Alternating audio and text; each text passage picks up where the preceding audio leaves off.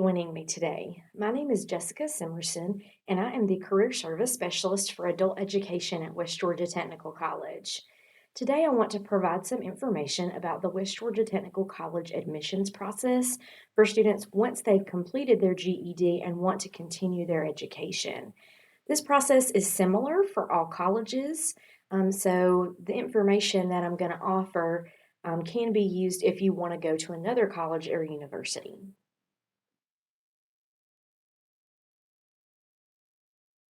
Slide shows just a listing of information of what we're going to cover today in this presentation. We're going to talk about what programs West Georgia Technical College offers, some important deadlines to be aware of, documentation that is required for admissions, the FAFSA, which is the application for financial aid, new student orientation and that process, as well as registration for classes.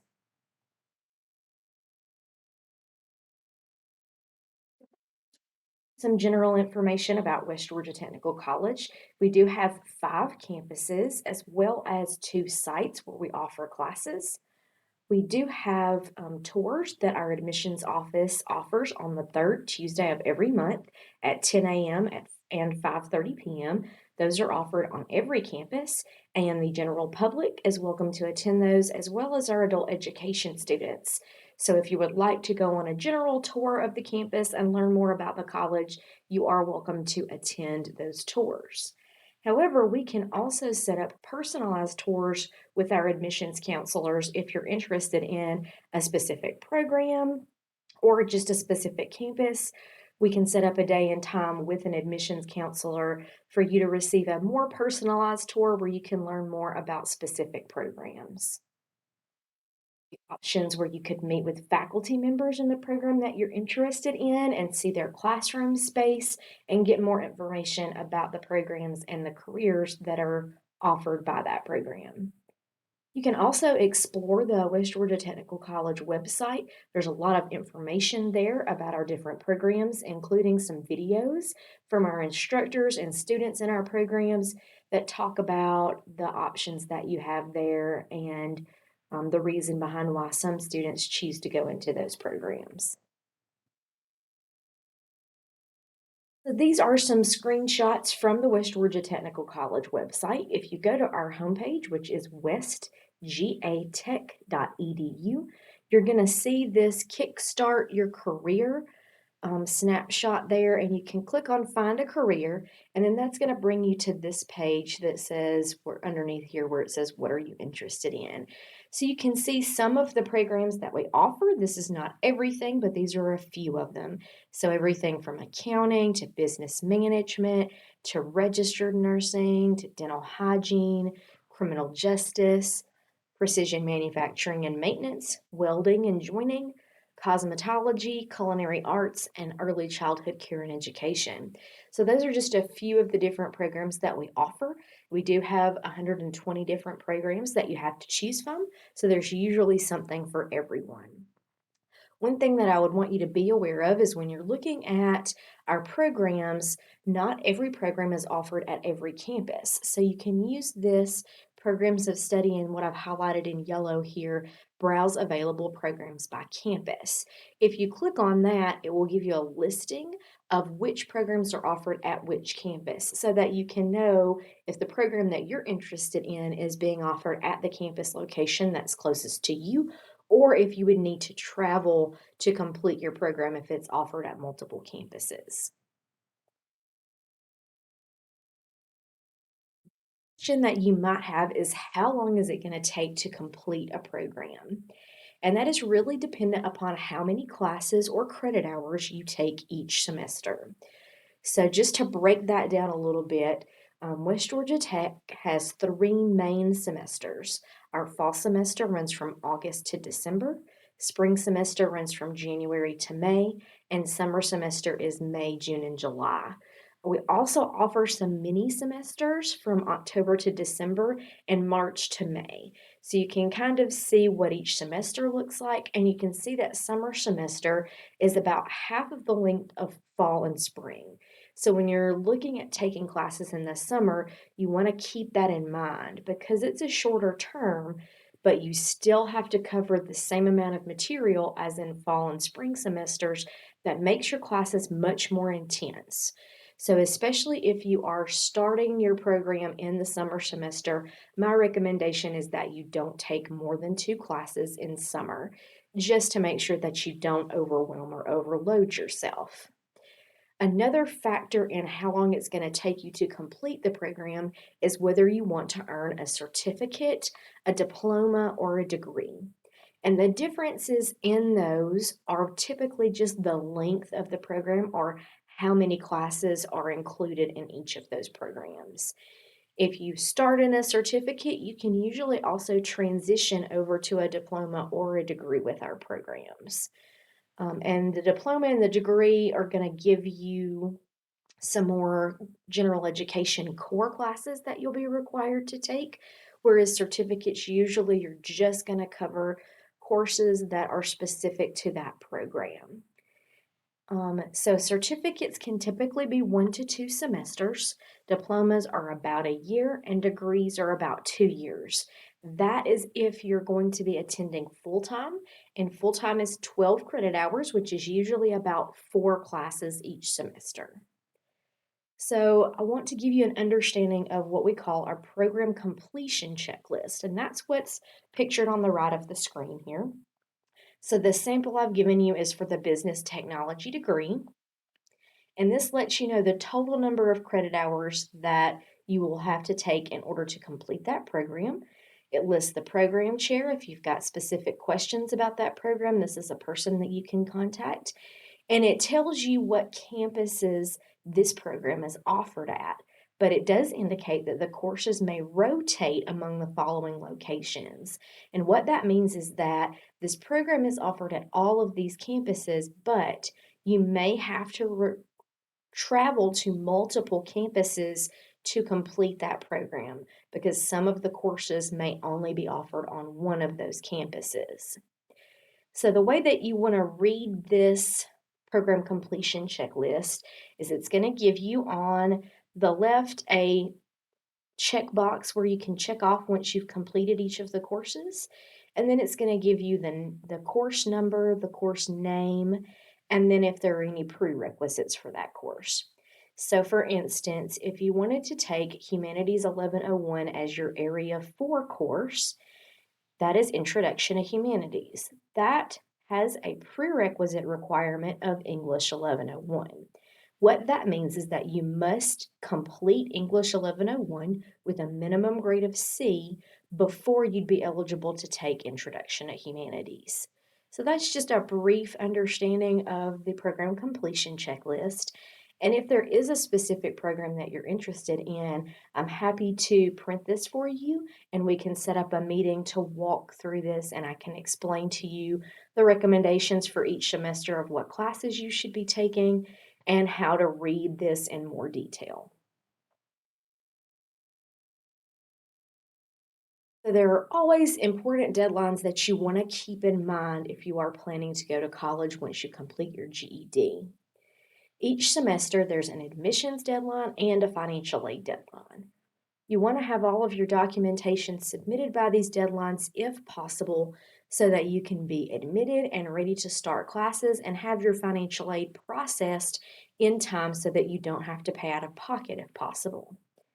You can start both your admissions application and your financial aid application at any time.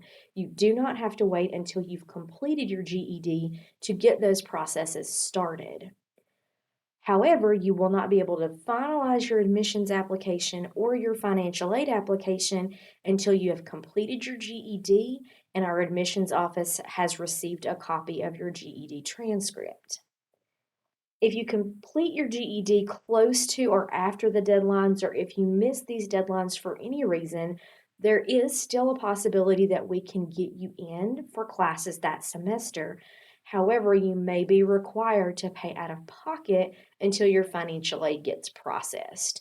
We do offer payment plans, so if you needed to make partial payments on your tuition and fees, you can do that. And then once your financial aid is processed and ready, that money would be refunded back to you. So, some deadlines that are upcoming for summer semester, the deadline is April 17th, and that is for both admissions and financial aid. So, what that means is they want you to have your GED completed, all of your documentation submitted, your application finalized, and your FAFSA completed by April 17th if you want to attend classes in the summer semester, which starts in May.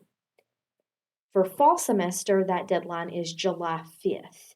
So, again, they want you to have your GED completed, your GED transcript submitted, your application done, and your financial aid application done by July 5th in order to start classes in fall semester, which is in August. Admissions office does require you to submit some additional documentation. So your first step is going to be to complete your admissions application. You'll submit your GED transcript, and then you have to provide proof of Georgia residency and verification of lawful presence.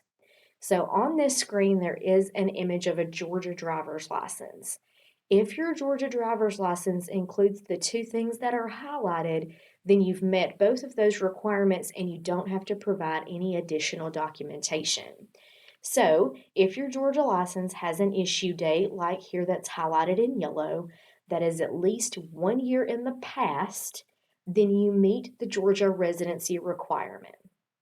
If your driver's license has this star in the black circle up in the top right-hand corner that I've circled in red, then that means you have already verified lawful presence to the state of Georgia, and your driver's license then is enough to meet both of those requirements for admissions.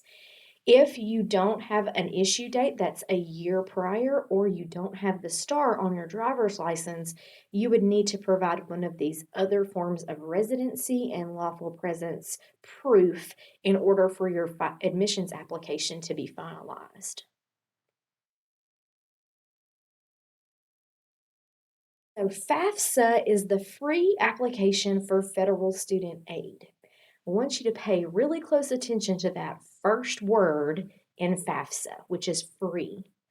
There are websites that will charge you to complete your FAFSA, but you do not have to pay anything to complete that. It is a free application for federal student aid, so make sure that you keep that in mind. You can get the FAFSA process started as quickly as possible because it takes time to process that, to get all your documentation together, and for that to go through and be approved before the semester starts. Your first step is to create a federal student aid ID, which you're going to use to complete your FAFSA each year. Your FAFSA is valid for 1 school year for fall, spring, and summer semesters and must be completed again before each fall semester. So if you're planning to start classes in the summer in May, you would need to do a 2022-2023 FAFSA, but that would only be good for the summer semester. You would also want to go ahead and do a 2023-2024 FAFSA. That would be good for the upcoming fall, spring, and summer semesters. Your FAFSA award is determined based on your tax returns or your parents' tax returns if you're a dependent. And the FAFSA is based off of your tax information from 2 years prior. So it wouldn't be your most current tax return, it's 2 years previous tax return. So that's why you can go ahead and complete that FAFSA early and have that information ready to be submitted once you have received your GED. There are many types of financial aid that you can be awarded, and I've just highlighted a few on this screen. There are many others. One major type of financial aid is the Pell Grant, which is based on income and the information that you submit through your FAFSA, as well as which program you are entering into. So you are eligible for Pell Grant based on your income and the program that you're trying to complete. There's also the Georgia Hope Career Grant, which is awarded to students in certificate or diploma programs that are considered high demand fields.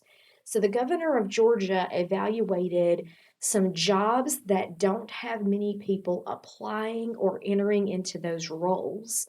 And what he has said is that he wanted to offer additional funding to educate people to go into those fields to fill those positions. So we have specific programs that get some additional funding, and it's not based on income, it's purely based on the program that you're in.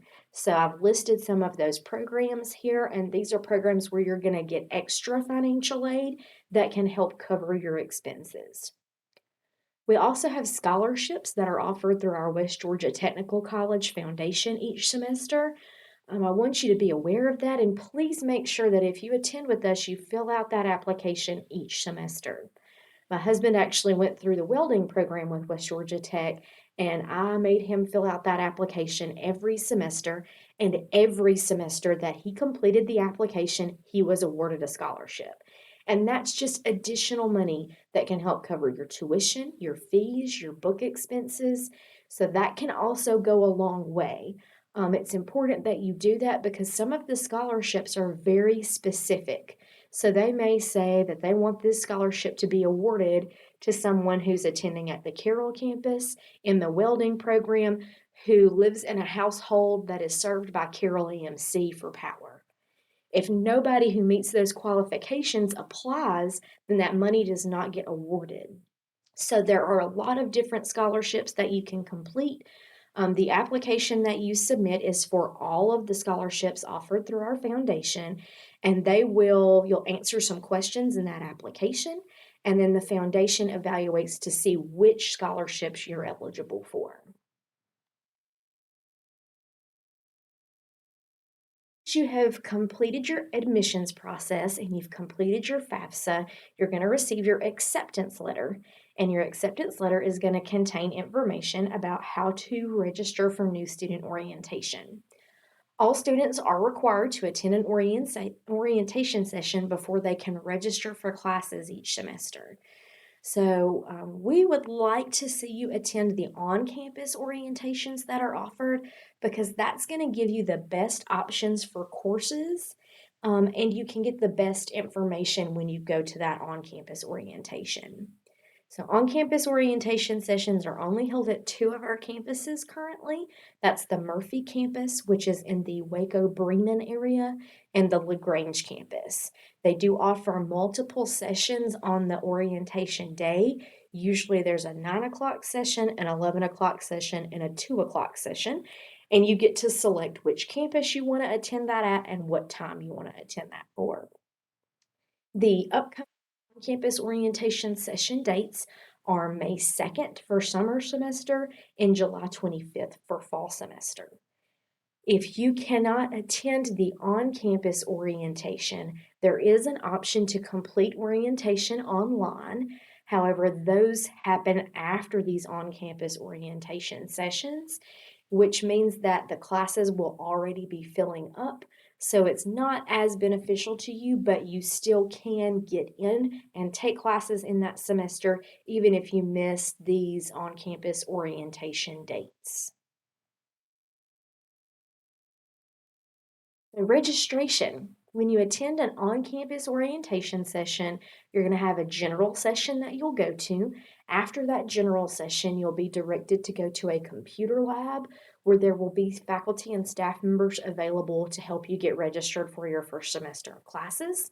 They'll walk you through that program completion checklist and help you determine what classes are best for you to take, what you're eligible for, and you can look at where the classes are being offered, what campus, what days and times, so that you can find classes that are best for your schedule. If you complete orientation online, you're going to be directed to meet with an academic coach on campus for assistance getting registered for your classes. I can also assist you with that. I was an academic coach for 5 years before I started this role, and I'm happy to help you if you are more comfortable or would prefer to meet with me to help you get registered for your classes. Students that are currently enrolled have already registered by the time new students start registering. So that means that the options get limited over time and more limited over time. However, after your first semester, then you're going to have first dibs on the classes that are being offered. So that's the information that I wanted to share with you about the West Georgia Technical College admissions process today. Feel free to reach out to me if you've got any questions about admissions or if you have any questions about career options or what might be best for you. I'm happy to answer any of those questions. I've put my email address and my office phone number and cell phone number on the page here. You can contact me at any of those options and I will be happy to assist you. Thank you so much for listening to this presentation today. And again, if you have any questions, don't hesitate to reach out.